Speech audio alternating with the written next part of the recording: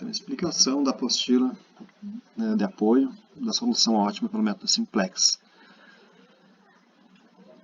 Então, o método simplex é um algoritmo utilizado para resolver problemas de PL, programação linear, e pode ser aplicado sempre que os problemas para os quais se procura uma solução ótima respeitem as hipóteses fundamentais. Então, é respeitar lá a lógica de restrições, maximização e variáveis de decisão. E se for linear, né? Então o método simplex pode resumir-se na sequência de passos, né? Então, que sequência é essa? Para identificar uma solução básica, admissível e inicial. Então, ou seja, uma solução possível para o problema. Então, é aquela história que eu acabei de explicar ali, que eu vou ter uma solução básica, variáveis básicas, ou seja, que estão na base da solução. Elas podem assumir valor igual a zero ou maior que zero, mas nunca negativo. Essa base da solução, no mínimo, ela vai ser composta por variáveis que eu estou decidindo. No exemplo lá das primeiras aulas, que a gente tinha que definir quantidade de casas e ônibus a serem produzidas na fábrica de brinquedos. A solução básica admissível é o definir que quantidade de casas e ônibus eu vou produzir. Então essa vem a ser identificar uma solução básica admissível inicial. A diferença é que a gente inicia sem saber que solução é essa. E o segundo passo é testar a otimalidade da solução atual. Então a gente vai testar se aquela solução é a que maximiza o resultado ou não. E se a solução atual não for ótima, identificar uma alteração possível que conduza a uma melhoria da mesma, dando origem a uma nova solução. Então quando eu identifico que ela não é ótima, eu vou lá, substituo as variáveis, identifico que variável eu devo substituir, substituo por outra que vai assumir um valor diferente de zero. Lembrando que todas as variáveis que não estão na base, ou seja, são variáveis não básicas, elas são variáveis com valor igual a zero. Então, no momento que uma variável que é não básica se torna básica, ela deixa de assumir valor zero e passa a assumir um valor que pode ser zero, mas normalmente é maior que zero. E nunca, pessoal, as variáveis vão ser negativas. Então, se em algum momento aparecer uma variável negativa, temos um problema de resolução. Então, depois que a gente vai fazer um novo teste, então a gente volta para o passo 2, testa uma otimalidade até encontrar a solução ótima. Quando encontrou a solução ótima, a gente tem ali, identificou as variáveis básicas que tornam o problema ótimo. Então, note que da interação para interação, a solução do problema vai estando cada vez mais próxima do ótimo. Então, no problema de maximização, significa que da interação para interação, o valor da função objetiva aumenta, enquanto no problema de minimização acontece o contrário. Então, a gente tem aí, o primeiro passo para resolver, a gente tem a forma standard, ou, no português do Brasil, a forma padrão. Então, o que vem a ser a forma padrão? Então, retomando os dados do exemplo 1 de minimização e 3 de maximização, vejamos como se aplica o método simplex em cada caso.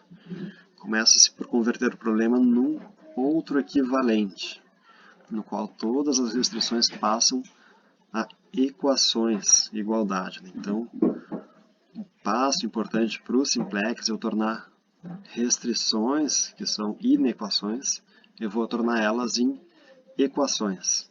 Então, primeiro passo. Ou seja, onde eu tenho ali a minha igualdade. Reparem aqui que eu fiz a transformação. Não tem mais sinal de inequação, só a igualdade. Não tem menor igual nem maior igual. E todas as variáveis são não negativas. Então, o que eu falei há pouco. Então, não existe variável negativa no simplex, só não negativa. Esse primeiro passo consiste em converter o problema na forma standard, ou na forma padrão. É bastante simples isso, mas ele demanda uma atenção. A modificação ocorre basicamente nas restrições e na quantidade de variáveis que eu tenho. A função objetiva permanece a mesma, no entanto, para as restrições, então eu vou incluir uma variável a mais. No caso aqui, uma variável de folga. Então, aqui era um caso de 2x1 mais 4x2 era menor ou igual a 16. Então eu estou transformando numa igualdade, e para transformar numa igualdade, eu incluo uma variável de folga. Então o que vem a ser uma variável de folga? Vem a ser, quando eu definir os valores de x1 e x2, vai ser igual a 16, mas pode ser que a minha folga haja uma folga. Pode ser que essa folga seja igual a zero. Então estou ocupando toda a minha restrição aqui, todo esse recurso. Mas pode ser que eu fique com um valor abaixo de 16. E quando eu tiver um valor abaixo de 16, eu vou ter uma folga. E a minha variável S1 vai identificar que quantidade de folga que eu tenho. Então, através desse artifício da inclusão dessa variável artificial, que eu consigo converter uma inequação em equação. O mesmo procedimento eu faço para as demais variáveis, aliás, para as demais restrições. Vou incluindo variáveis artificiais. Então, e essas variáveis artificiais, no caso, eu estou chamando de S1, S2, S3, assim como as variáveis x1 e x2 eram maior ou igual a zero, elas também têm que ser maior ou igual a zero, ou seja, respeitam a não negatividade, né? Então são variáveis não negativas. Então é um ponto super importante. Isso aqui é para o caso da maximização. Então no problema de maximização, essa restrição I deu um problema DPL é do tipo menor ou igual, então a mesma é convertida para uma igualdade adicionada com uma variável de folga SI. Nessa mesma restrição e adicionada a respectiva restrição de sinal SI maior ou igual a zero. Então foi o que a gente acabou de ver nesse exemplo, número 3. A gente pode ter também o caso de uma variável de excesso, ou uma variável excedentária. Então isso ocorre para os problemas de minimização, onde eu normalmente tenho restrições do tipo maior ou igual. Então, como é o caso aqui, 3x1 mais x2 tem que ser maior ou igual a 10. Para esses casos, eu vou incluir uma variável artificial de excesso, só que em vez de somar, eu vou subtrair. Então, por quê? Porque então a soma desse lado esquerdo da equação, ele vai dar sempre um valor superior a 10. Então, para mim poder resolver esse problema, eu tenho que subtrair um valor positivo aqui, então que vem a ser o meu excesso. Então, por exemplo, se aqui deu 12, essa soma, então minha variável de folga vem a ser igual a 2. Então 12 menos 2, eu tenho a igualdade ali igual a 10. Então esse é o procedimento para variáveis, para restrições do tipo maior ou igual a 2. Eu não vou me ater tanto nesse caso aqui, pessoal, para poder dar mais ênfase no procedimento do simplex.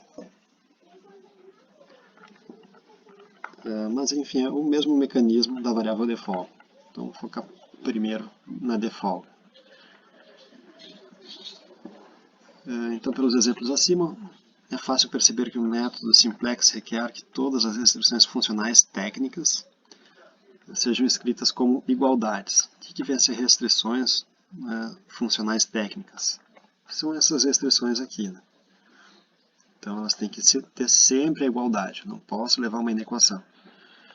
Então, as operações elementares sobre as linhas, multiplicação das equações por números negativos ou positivos, e a adição de múltiplos de equações a outras podem ser sistematicamente aplicadas sem alterar o conjunto das soluções admissíveis.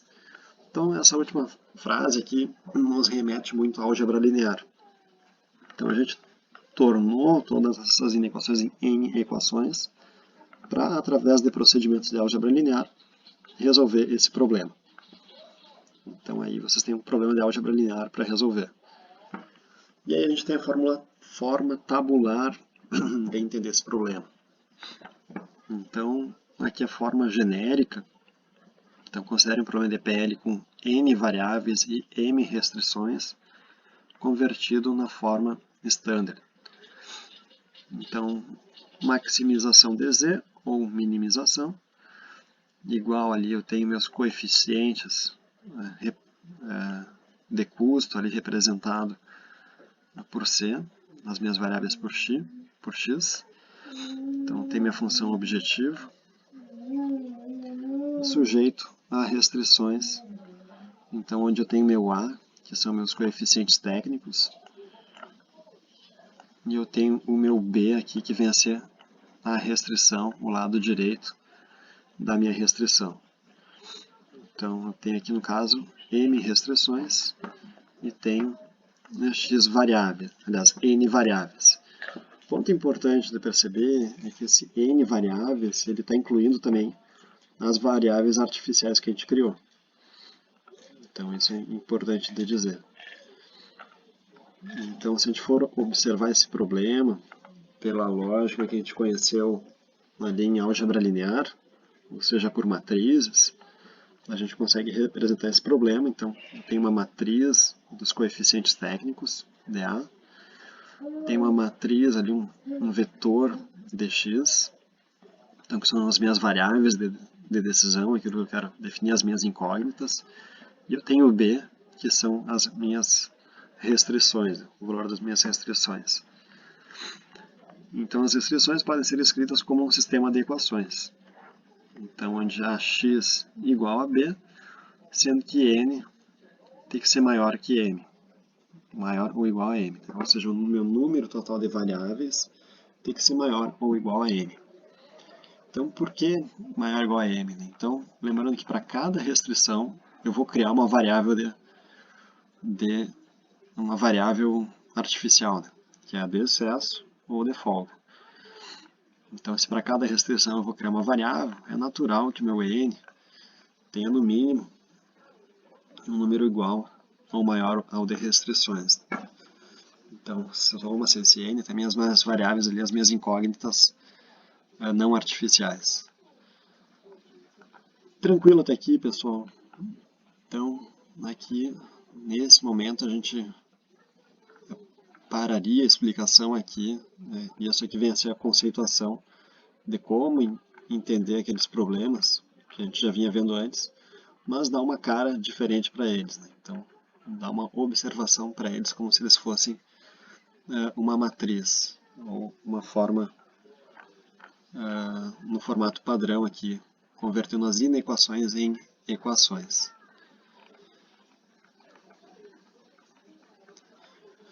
O passo seguinte é a gente ir para a solução. Então, a gente traz o conceito da solução básica.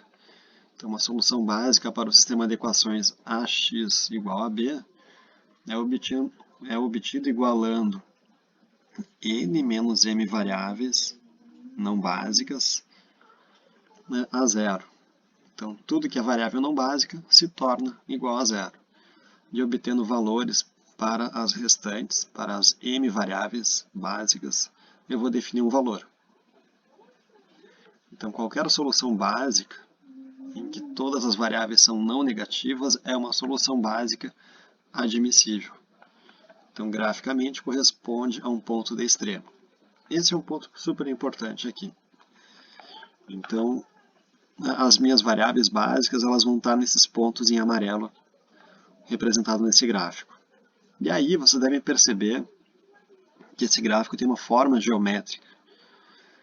Então, e o simplex, o conceito de simplex, de onde é que vem esse nome, né? Então, simplex é uma forma geométrica.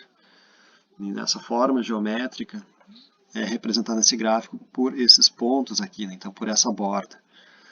Então, e o simplex é uma forma que ela vai sempre variando assim, conforme as restrições. Mas o fato é que o simplex, as soluções estão sempre nessa borda. Então o método simplex nunca vai sugerir uma solução que está no meio.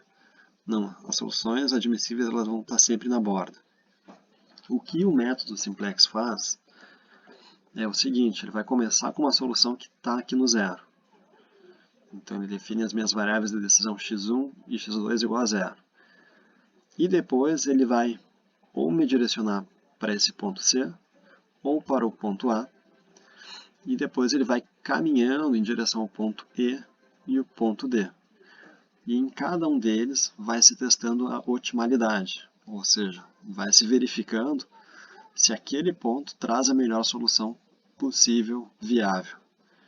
No momento que ele encontrar, ele sinaliza isso e a gente tem a nossa solução do problema feita.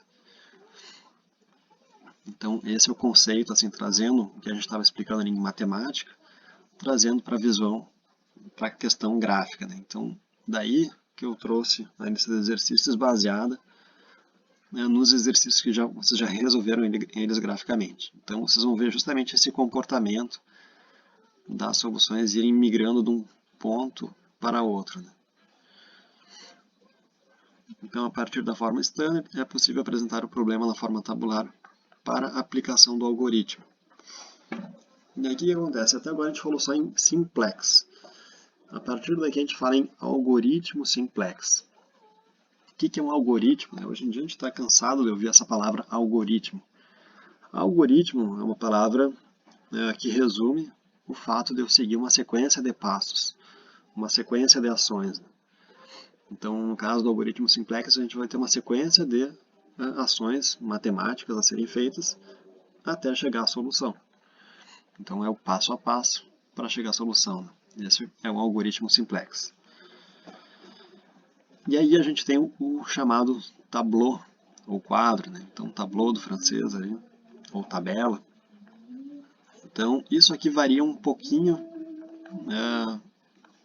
Essa tabela, os componentes não variam, mas a forma como os componentes são organizados, isso varia de autor para autor, né?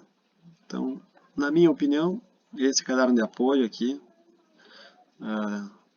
lá de Portugal, tem uma boa representação visual do tableau.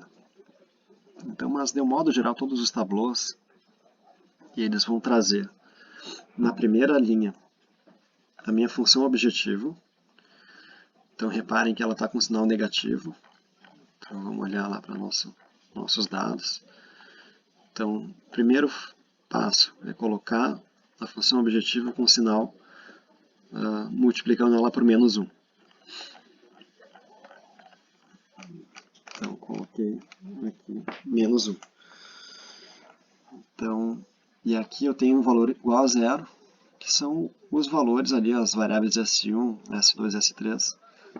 Elas são multiplicadas por 0, não aparecem na minha função objetivo original. Eu tenho aqui as minhas variáveis nas colunas, então a função dessas variáveis estarem aqui é para identificar a que coluna pertence cada uma dessas variáveis. Então, na linha 0, eu coloquei a minha função objetivo. Eu tenho aqui na coluna 1 as equações. Então, isso aqui é para me sinalizar que equações eu tenho. Então, equação 0, função objetivo. Equação 1 e a minha restrição 1. Aqui é a equação 2, restrição 2, a equação 3, a minha restrição 3. Aqui, VB, minhas variáveis básicas. Quais são as variáveis que estão na base? São, no caso, aqui as minhas variáveis artificiais. Então, essa é a minha primeira solução viável. Eu parto que as minhas variáveis básicas assumem valores diferentes de 0. E aqui, na minha coluna onde tem meu Z, é onde eu digo que valor assume o meu Z, no caso a função objetivo. Então, inicialmente ela parte do 0. E eu assumo que as minhas variáveis que estão na base, nessa coluna, que eu indico que valor elas assumem. No caso, eu estou dizendo, para quando meu valor Z é igual a 0, a minha variável de folga 1 é igual a 16. A minha variável de folga S2 é igual a 3. E a minha variável S3 é igual a 6. Ou seja, eu não estou ocupando nada de nenhuma restrição. Por que isso? Porque meu x1 e x2 são variáveis não básicas. Quando eles são variáveis não básicas, o valor de x1 e x2 é igual a 0. Então, quando eles são igual a 0, é natural que todas as minhas restrições, todas as minhas variáveis artificiais ocupem o máximo, né? Então, eu não estou ocupando nada na minha restrição, logo, minhas variáveis de folga são igual ao meu lado direito da equação. Vamos voltar e olhar lá para a equação. Então, elas são minha variável de folga aqui é igual a 16. Por quê? Porque essa soma aqui ela é igual a zero.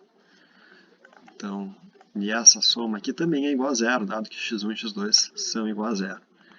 Então essa é a minha solução inicial do meu tablô. Todo o tablô ele começa assim. E aqui nessas informações, eu coloquei ali na informação da restrição 1. Então a restrição é 2x1 mais 4x2 mais a variável de folga S1 e não tem variável de folga S2 nem variável de folga S3, por isso o zero aqui. Então, vamos conferir lá com a restrição.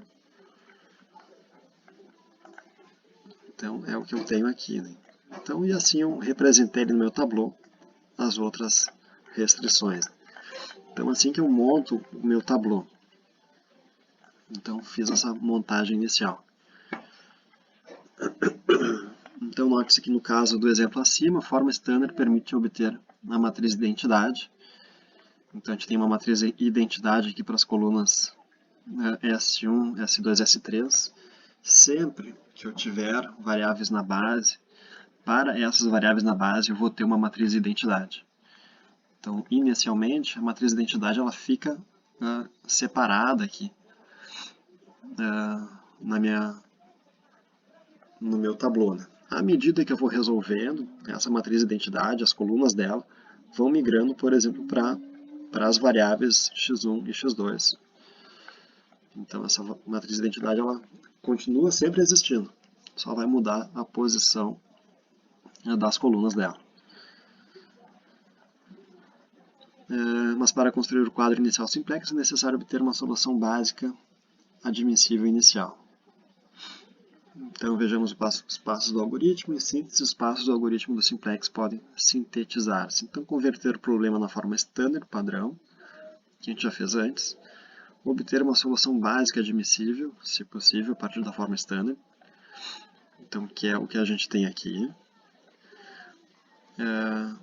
Determinar se a solução básica admissível atual é ótima. Então, no caso aqui, a gente está calculando o valor de z e o meu z é zero. Para quando o meu x1 e x2 são iguais a zero, o meu z é zero. Logo, isso daí não é ótimo. Se a solução básica atual não é ótima, determinar a mudança de base que melhora a solução. Então, bom, a gente tem que mudar a base. O que significa isso? Eu definir qual dessas variáveis de folga vão sair da base e se tornar uma variável básica, ou seja, qual dessas folgas é que eu vou... Hoje, por exemplo, S1 ocupa o valor igual a 16. Qual que eu vou tornar a folga dela igual a zero? Então, ou seja, eu vou usar toda aquela restrição. Se uma variável vai sair, eu tenho que identificar qual variável, x1 ou x2, que atualmente aqui nesse tablô são não básicas, vão se tornar básicas, né? Ou seja, vão entrar para a base. Então, esse é o procedimento. Uma vez que eu identifico qual variável básica sai da base e qual variável não básica entra na base, no momento que eu identifiquei qual entra e qual sai, eu passo para a quinta etapa, e última também. Usar as operações elementares sobre linhas para encontrar uma solução básica admissível com um valor melhor para a função objetivo. E aí eu volto para o passo 3.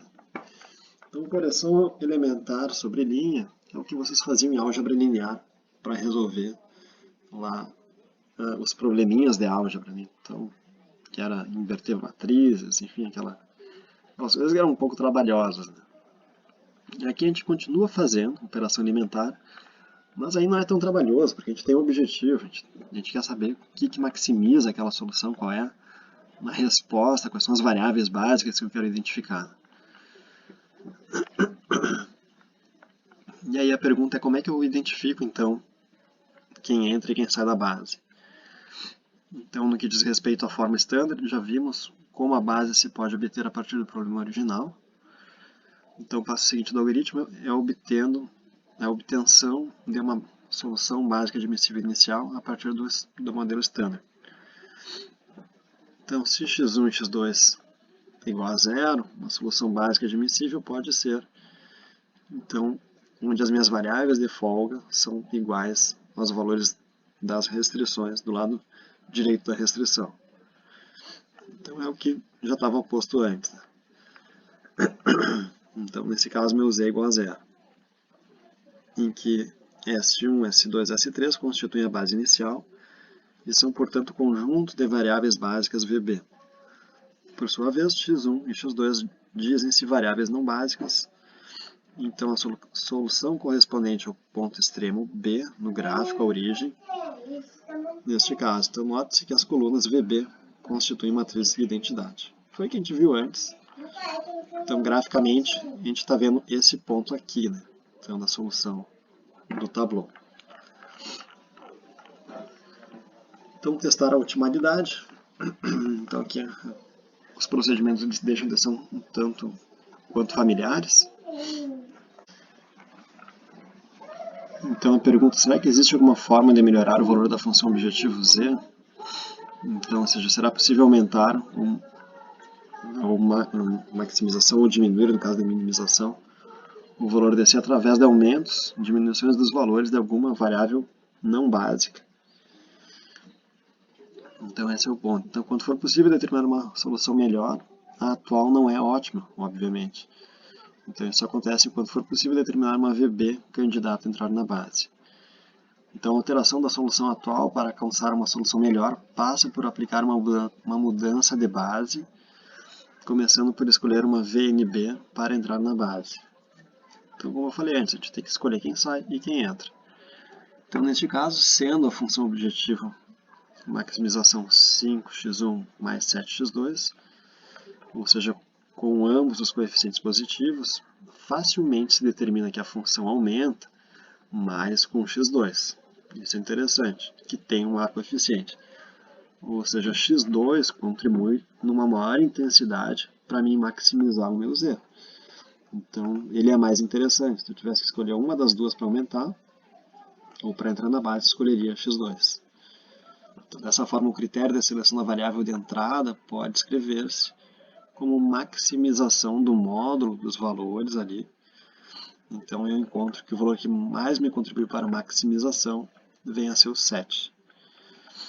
Então, ou seja, maximiza-se em valor absoluto os coeficientes da função objetivo, que na linha Z tem sinal negativo, no caso, o problema é maximização. Então, x2 será então a variável de entrada e a respectiva coluna será a coluna pivô. Então, essa vem a ser a variável que entra na base, o nosso x2. E aí, então, determinar a mudança de base. Então, quando se escolhe x2 para entrar na base, é necessário, então, determinar o valor que esta poderá aumentar. Então, vai passar de 0 para quanto? Né? Então, uma vez que SI é maior ou igual a 0, x2 só vai poder aumentar até um valor que não viole a condição de não negatividade para os atuais VB, as variáveis básicas. Nesse caso, S1, S2 e S3, que são maior ou igual a 0. Então, tendo em conta que x1 é igual a 0, então, para o caso da situação do S1, quando eu for substituir aqui, então, 4x2 mais S1 igual a 16, eu tenho a folga igual a 16 menos 4x. Então, satisfazendo S1 maior ou igual a 0, tem esse 16 menos 4x2 maior ou igual a 0. Eu tenho que meu x2 ele tem que ser menor ou igual a 4. Então, ou seja, o valor máximo que o x2 pode assumir é igual a 4. Assumindo igual a 4, ele não viola a minha restrição 1. Fazendo o mesmo procedimento para as demais. Então, como é o procedimento para a segunda linha, então eu trago aqui a equação x2 mais s2 igual a 3. Então, isolo minha variável de folga, S2 igual a 3 menos x2 maior igual a 0. Então, se eu tornar meu S2 igual a 0, o meu x2 tem que ser menor ou igual a 3. Então, Para a terceira linha, então x2 mais S3 igual a 6. Então S3 igual a 6 menos x2, maior ou igual a 0. Então tem que x2 é menor ou igual a 6. Então o valor máximo que ele pode assumir, se a minha variável artificial for igual a 0, é o próprio valor dessa variável igual a 0. Então, ora, se x2 é maior que 3, então S2 será negativo. Então, isso significa que para aumentar todas as variáveis básicas não negativas, x2 poderá aumentar no máximo até 3. Né? Ou seja, o menor valor dentre esses aqui é o 3. E é esse valor, então, que eu tenho que... É essa variável que vai ser da minha base. Ou seja, se eu fosse assumir um valor que meu x2 é igual a 4, eu acabaria infringindo essa restrição aqui. Igual a 6, infringiria todas as demais. Então, o valor que não restringe nenhuma restrição, não infringe nenhuma restrição, é x2 igual a 3. Então, ou seja, é o momento que meu S2 ele se torna igual a 0. Então, essa vem a ser a variável que vai sair da base. Então, como tal, será S2 a variável a deixar a base e a respectiva linha será a linha pivô. Então, note que o critério de saída, então o mínimo de 4, 3 e 6 resulta da minimização da razão, ou do rácio, entre os atuais valores das variáveis básicas e os valores da coluna pivô. Então, estou dividindo ali 16 por 4, 3 por 1 e 6 por 1. Então, o valor que se encontra na tabela, na posição da interação entre a coluna e a linha pivô, e é com base neste que todas as transformações necessárias para obter a solução seguinte se vão calcular. Então, nesse caso aqui, a gente está dividindo a coluna ali do meu Z pela coluna do meu x2. Daí que a gente vem essa minimização aqui dessa razão. Então, esse é o critério para identificar quem sai da base. Então, eu dividi essa coluna aqui por essa outra.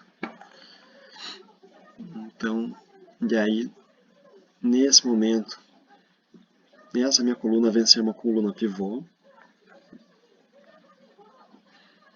Então, eu tenho essa linha pivô aqui. Então, é importante, nesse caso, que essa variável aqui, ela se torne 1.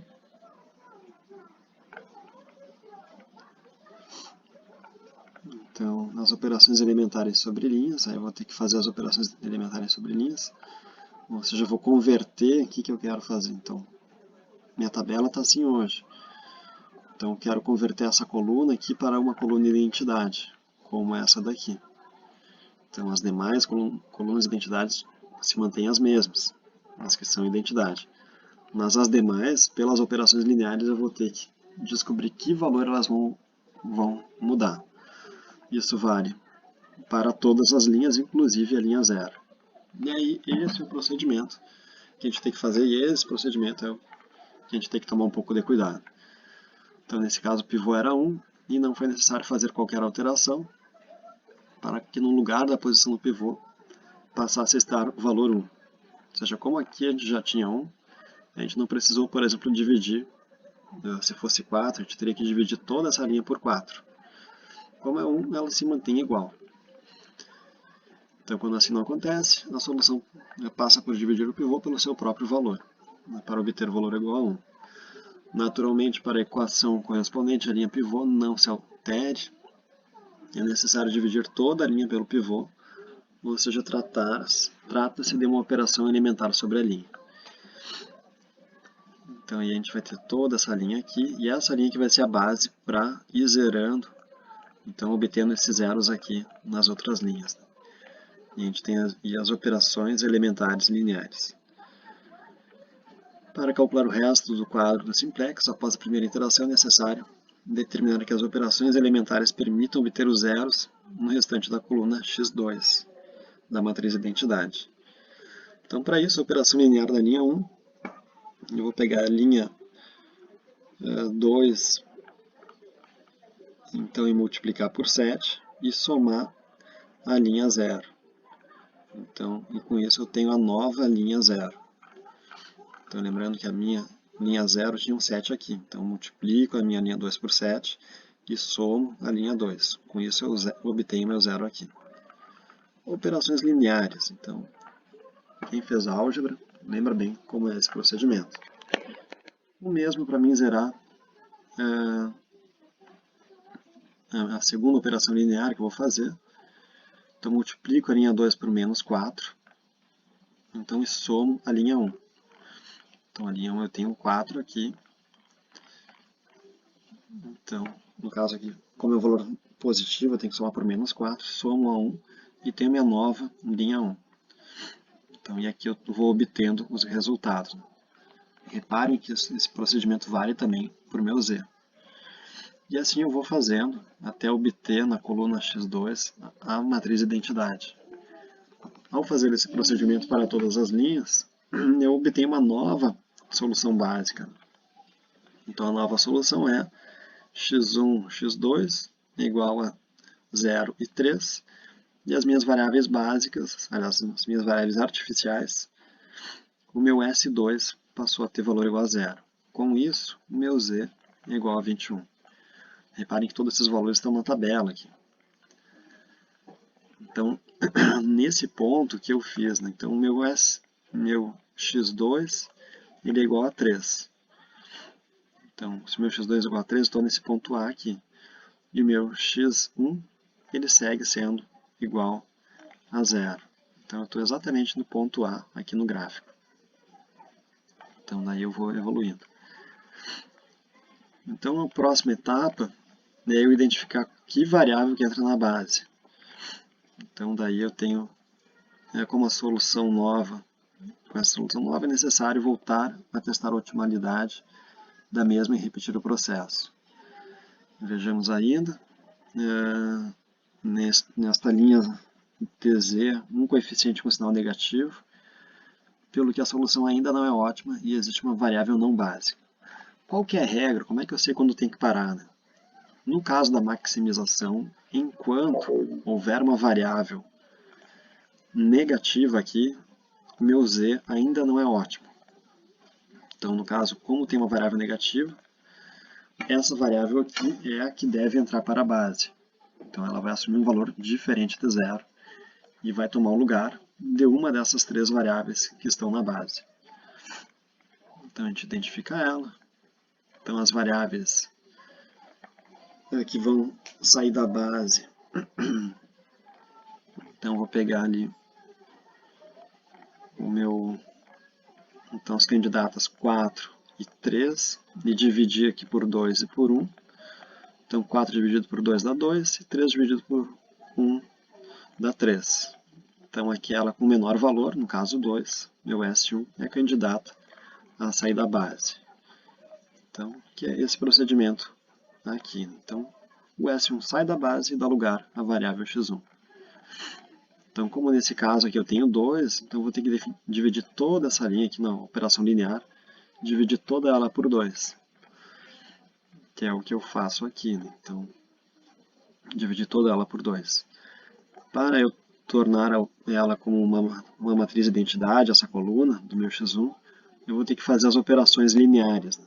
Como a gente viu antes. Ao fazer isso, obtenho a matriz de identidade para essa coluna e, consequentemente, eu obtenho também os valores do meu z, que é 31, e obtenho os valores para as variáveis que estão na base, ou seja, x1 igual a 2 e x2 igual a 3. E eu tenho aqui as minhas variáveis que estão nas variáveis artificiais. Eu identifico que apenas a variável S3 tem uma folga igual a 1, e as variáveis S1 e S2 têm folga igual a 0. Como os valores aqui das minhas variáveis x1 e x2 não há mais valor negativo, eu encontrei a solução ótima nesse caso aqui. Espera, isso não falei bobagem. Vamos ver o nosso gráfico. Então, tem onde meu x2 Meu x1 é igual a 2, então estou aqui. E o meu x3, meu x2 é igual a 3. Então estamos no ponto E do gráfico. Então, após duas interações, esta ainda não é uma solução ótima. Então, falei uma bobagem. Então, uma vez que a linha Z ainda se encontram coeficientes negativos, então, ou seja, na linha Z, para um problema de maximização, todos os coeficientes têm que ser não negativos. Né? Então, aqui a gente tem ainda o meu S2 como negativo, ou seja, dá para melhorar ainda mais o sinal. Então, a gente vai lá, identifica aqui, então, essa variável que ela vai entrar na base. Então, no momento que eu divido aqui os meus coeficientes, então obtenho 1 dividido por 1, é o menor valor aqui, então senão aqui eu teria 3, então entre 3 e 1, 1 é o menor valor. E a minha variável, então S2 é candidata a entrar na base, por ser mais negativa. E a variável a sair da base é o meu S2. Então, justamente porque é o que tem menor valor. Então, esse meu S3 está saindo da base. Como aqui eu já tenho então o valor de identidade igual a 1, então minha operação linear fica um pouco mais simplificada. E o que eu quero é tornar esse meu S2 uma matriz identidade. Faço as operações lineares. E agora, nesse momento, finalmente eu obtenho minha solução ótima final. Então, onde todos os coeficientes são não negativos aqui na linha Z.